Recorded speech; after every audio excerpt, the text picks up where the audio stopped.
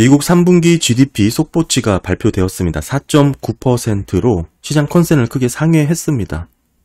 숫자만 보면 서프라이즈라고 볼 수 있지만 증시나 시장의 반응은 그렇게 썩 좋은 흐름이 나타나지 않았죠. 3분기는 7, 8, 9월 달입니다. 한마디로 여름 시즌이라는 것이죠. 그 부분을 감안을 해야 되고요. 특히 이 GDP 내용을 들여다보면 사실상 좋게만 해석할 수 있는 그런 내용은 많이 없었고, 이런 성장세가 지속 가능하지 못할 것이라는 그런 전망이 더 빠르게 퍼졌습니다. 이 부분은 이번 3분기 GDP뿐만 아니라 제가 예전부터 줄곧 강조하던 그런 논점이기도 했습니다. 어제 증시는 크게 하락했습니다.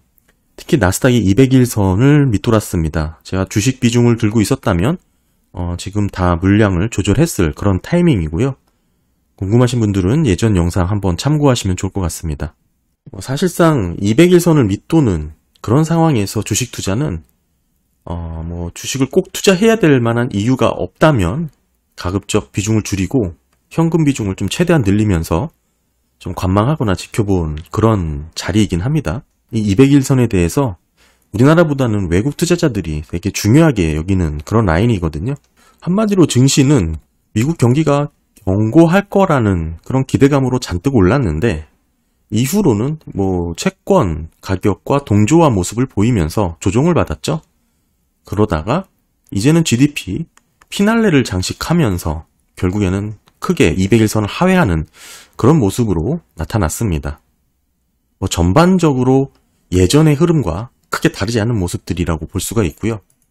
구글의 실적 발표를 하면서 클라우드 비중이 상대적으로 강하지 않았다, 그러면서 주가가 한 9% 가깝게 급락을 했죠. 크게 빠지는 것을 보면서 결국 대부분 빅테크들이 마찬가지였습니다. 이미 성장 부분에 가격 반영이 많은 부분 끌어올렸기 때문에 이제 와서 돌아보고 이제 생각만큼 실적이라든지 성장 여력이 따라와 주지 않는다는 것을 확인한 것이죠. 그만큼이 이제 조정을 받고 결국 200일선을 밑도는 그런 주가 흐름으로 이어졌다라고 봐야 되는데, 사실상 증시는 올해 초 가격 상승분을 모두 반납했습니다. 다시 리셋이 된 것이죠. 반면 채권은 반대입니다. 이미 채권 시장은 모든 악재를 다 프라이싱이 되었고, 이제 슬슬 뜯어보니 나쁠 것만 같았던, 즉 채권 이상에서는 경기가 좋다는 게 채권 시장에서는 안 좋게 받아들일 수 있기 때문에 금리가 높아지니까 그렇게 경기가 좋을 것만으로 생각했던 부분을 뜯어봤더니 생각만큼 나쁘지가 않았다, 이러면서 결국 채권 시장은 금리의 하락으로 이어졌습니다. 당분간 이런 흐름이 지속적으로 이어질 것으로 보이고요. 이번 3분기 GDP 한번 살펴보면 미국 경기가 말 그대로 얼마나 견조할지, 그거에 대한 대표적인 성적표라고 볼 수가 있습니다. 하지만 그 내막을 뜯어보니 생각만큼 미국 경기가 강하지 않다라는 게 어제의 GDP였습니다.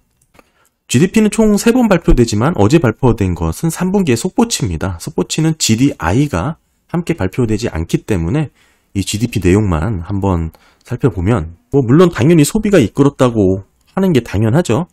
GDP 4.9%가 나온 거, 소비 비중이 GDP에서 차지하는 게 70%니까 당연한 겁니다. 이건 당연한 거고, 미국인들이 돈을 엄청나게 쓴 것도 맞습니다. 근데 지금 이 4.9%를 기록한 3분기 GDP를 이해를 하려면 이렇게만 보면 안 되고, 이게 전분기 대비 이 GDP 상승률을 비교를 해보는 게 좋습니다.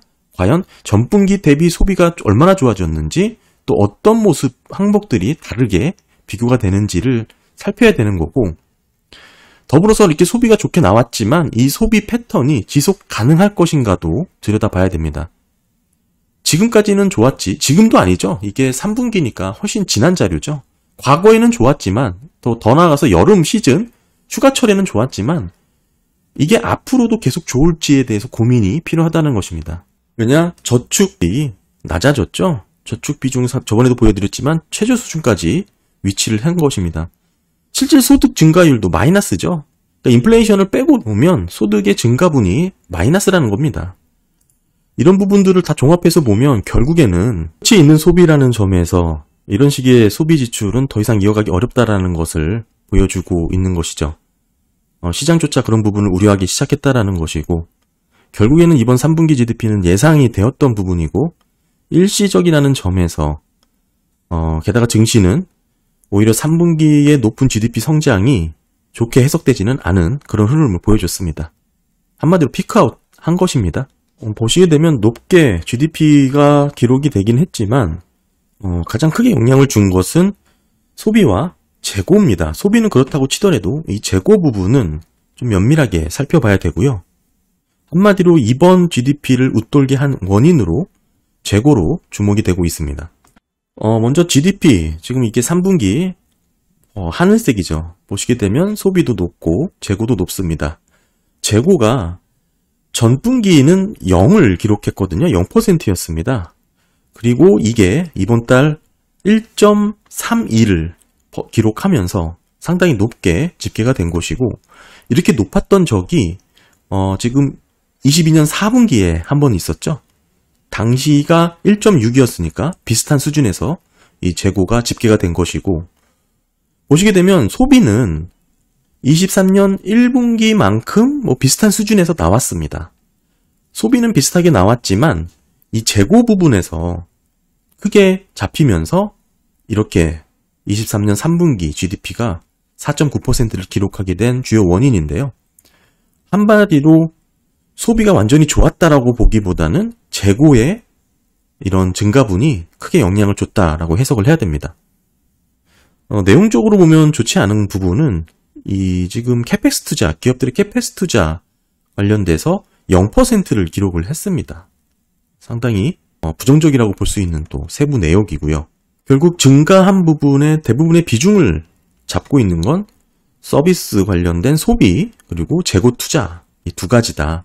게다가 설비 투자라고 볼 수 있는 부분은 오히려 크게 감소하고 전 분기 대비 더 0%로 집계가 되면서 상당히 부정적인 부분으로 해석될 여지가 있다. 이렇게 볼 수 있는 것이죠.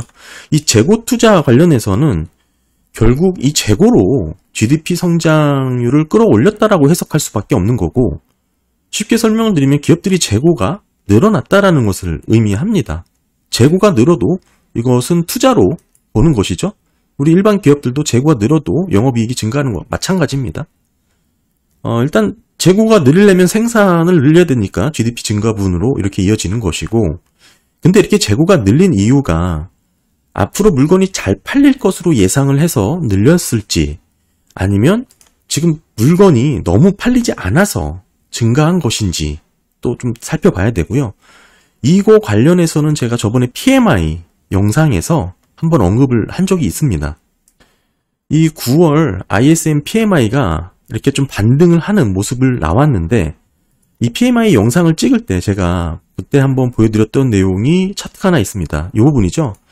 신규 주문에서 재고 스프레드가 3개월 연속해서 상승세를 유지하면서 결국에는 이 부분이 PMI를 반등하는 요인으로 작용을 했다라고 영상을 찍어서 말씀을 드렸습니다. 신규 주문이 늘고 재고가 줄면서 이 지표가 올라가게 되는 것이죠. 이게 한마디로 재고 순환 지표로 볼 수도 있는 겁니다.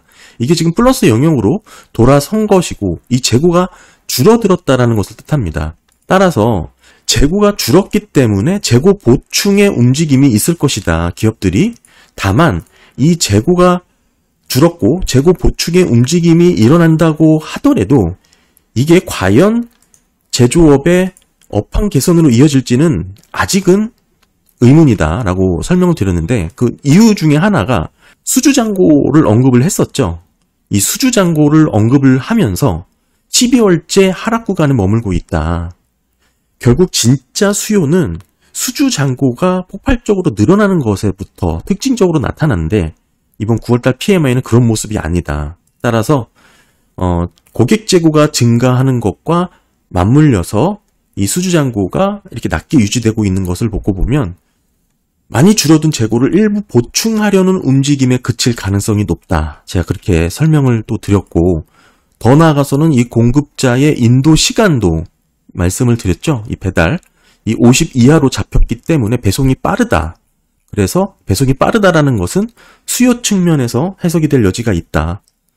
그리고 이제 그동안 문제가 됐던 이 공급망 관련해서는 역대로 지금 마이너스 구간으로 머물러 있기 때문에 글로벌 공급망의 혼란 정도가 최저 수준에 위치하고 있다.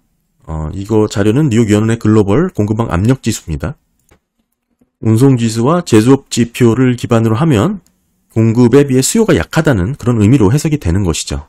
당시에 코로나 때 이 공급망 이슈가 생기면서 치솟았고 이제는 빠르게 안정을 찾은 그런 부분입니다. 그래서 당시 9월 PMI를 제가 말씀을 드릴 때 이 고객 재고 지수 관련해서 지금 50을 하회하고 결국에는 이 제조업들의 고객 재고가 감소하게 되면 재고를 보충하려는 움직임이 있을 것이다. 그 부분이 이렇게 신규 주문과 재고 스프레드 차로 나타나고 신규 주문 상승으로 이어지기 때문에 PMI가 이렇게 반등하는 모습이 나왔다. 전반적인 내용은 재고가 늘어날 것이다. 재고 투자, 재고 생산이 있을 것이다 라는 내용이었고 이게 9월 PMI니까요. 7, 8, 9에 딱 해당되는 내용이죠. 이번 GDP 보시면 이 재고 부분에 크게 증가한 부분과 지금 PMI랑 같은 맥락으로 해석을 할 수가 있습니다. 이 PMI 재고 부분 관련해서는 더보기 영상 지난 9월 PMI 영상 링크를 넣어둘 테니까요. 한번 보시면 좀 자세하게 설명이 되어 있습니다. 그거 지금 여기서는 다 자세하게 설명드리긴 어려우니까 그때 이런 식의 굵직한 내용으로 설명드렸다라는 그런 내용만 좀 정리해서 말씀을 드렸고요.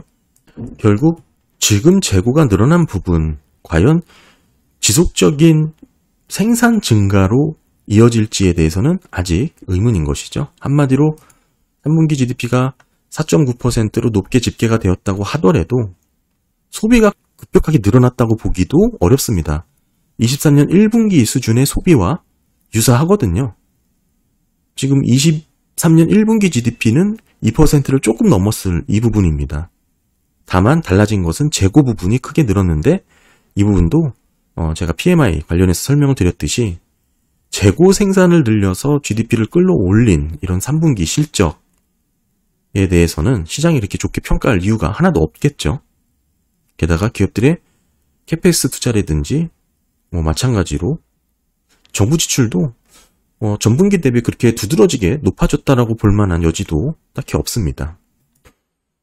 정리해서 말씀을 드리면 3분기 GDP 미국인들이 돈을 엄청나게 쓴 것은 맞지만 이게 과거 분기 대비로 놓고 봤을 때 유독 3분기를 많이 썼다라고 보긴 어렵고 그리고 앞으로 당시 높았던 비율을 놓고 봤을 때 지금은 현저히 떨어져 있는 상태다. 그리고 실질소득이 계속해서 몇 달째 마이너스로 찍히고 있는 상황이기 때문에 지속적으로 소비가 이어질 수는 없는 상황이다. 이렇게 정리를 할 수 있겠죠.